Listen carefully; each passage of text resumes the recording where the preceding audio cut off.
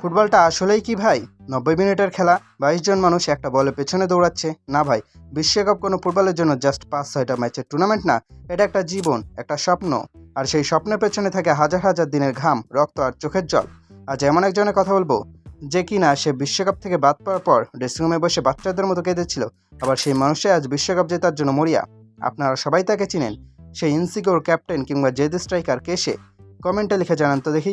তবে আজকের গল্পটা শুধু তাকে নিয়ে নয়, আজকের গল্পটা বিশ্বকাপ খেলা সেই তীব্র আকাঙ্ক্ষা নিয়ে যা একজন ফুটবলারকে সবকিছু উজাড় করে দিতে বাধ্য করে। বিশ্বকাপ জেতার স্বপ্ন তো সব ফুটবলারই দেখে, কিন্তু বিশ্বকাপে নিজের দেশের জার্সি গায়ে জড়ানো, জাতীয় সঙ্গীতের সাথে গলা মেলানো, এর চেয়ে বড় সম্মান আর কি হতে পারে? কিন্তু ফুটবল খুবই নিষ্ঠুর জায়গা।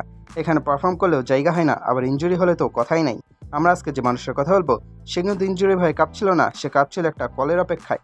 বালুদের ইনজুরি পর পুরো ফুটবল পাড়ায় একটা গুঞ্জন শুরু হলো। অনেকে বলছিল হয়তো সেন্সি তার জায়গায় সুযোগ পাবে, কিন্তু ভাই এটা তো আর পাড়া ফুটবল না যে চাইলে ডাক দেওয়া যাবে। সেন্সি তখন কোথায়?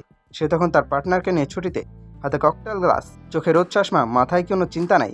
সিজন শেষ, সব চাপমুক্ত, কিন্তু হৃদয় ভেতরে একটা খচখচানি তো ছিলই। একটা ছোট আশা হয়তো স্কালনি আমাকে একটা ফোন করবে। ছুটি কাটাচ্ছেন কিন্তু মনটা পড়ে আছে ওই স্কোয়াডে। সোশ্যাল মিডিয়ায় নিউজ দেখছেন, কে ইনজুরি হলো, কে নতুন করে ডাক পেলো, এক অদ্ভুত টেনশন। ক্যামেরার দিকে তাকান, ওই যে মুহূর্তটা সেন্সির গার্লফ্রেন্ড সেটা রেকর্ড করে তুললো। কেন ভুলবে? ওই তো সেই মুহূর্ত যার জন্য সেন্সি গত 4টা বছর কষ্ট করছে। 15 পাশ থেকে হয়তো বলা হলো, সেন্সি রেডি হও, বিশ্বকাপে তোমাকে দরকার। ওই যে লাফিয়াটা, ওই যে চোখে পানি চলে আসা, এটা কি শুধু আনন্দ? না, এটা হলো বছরের পর বছর ধরে জমানো কষ্টের বহিঃপ্রকাশ। বোর্নমাউথের হয়ে পুরো সিজন খেলছেন, নিজেকে ভেঙেছেন, গড়েছেন, তবুও মনে হয়েছিল হয়তো সেটা যথেষ্ট না। অল্পের জন্য বিশ্বকাপের টিকিট মিস করার ভয়টা যার ক্যারিয়ারের বিষের মতো কাজ করছিল, সেই বিষ এক নিমিষে অমৃত হয়ে গেল। এই তো বিশ্বকাপে ডিফাইন করার সঠিক উপায়।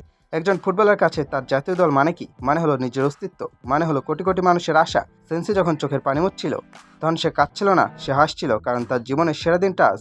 মনমাউথের হয়ে দুর্দান্ত খেলার পর যে অনিশ্চয়তা ছিল তা আজ শেষ। এখন আর তাকে কোনো আক্ষেপ নেই। ক্যারিয়ারের সবচেয়ে বড় আক্ষেপটার নাম ছিল বিশ্বকাপ মিস করা, আর আজ সেই আক্ষেপটাই ঘুচে গেল। ভাই, জীবনে সবকিছু জয় করা যায় না, কিন্তু যখন স্বপ্ন পূরণের মুহূর্ত আসে তখন দুনিয়ার সব দুঃখ ধুয়ে যায়।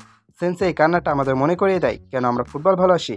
কারণ ফুটবল শুধু গোল না, ফুটবল হলো লড়াই, ফুটবল হলো অপেক্ষা। আপনারা কি সেন্সির ওই মুহূর্তটা দেখেছেন?